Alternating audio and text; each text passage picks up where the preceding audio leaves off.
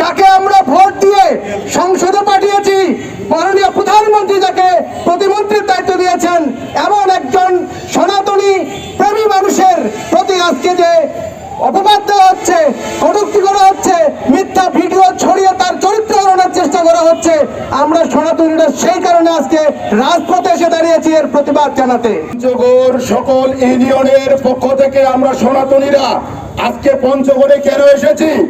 আমরা এসেছি আমাদের বোদাদেবীগঞ্জের মাননীয় অভিভাবক, মাননীয় সংসদ সদস্য আলাস ফোরাদ হোসেন আজাদ মহোদয়ের নামে যে কুৎসিত ভাবে এআইর মাধ্যমে যে ছবি ভিডিও বানিয়ে ফেসবুকের মাধ্যমে যে সনাতনীদের মাঝে একটি বিশৃঙ্খলার পরিবেশ সৃষ্টি করার জন্য তৈরি করা হয়েছে, তার প্রতিবাদের জন্য আমরা আজকে এসেছি এই পঞ্চগড়ে।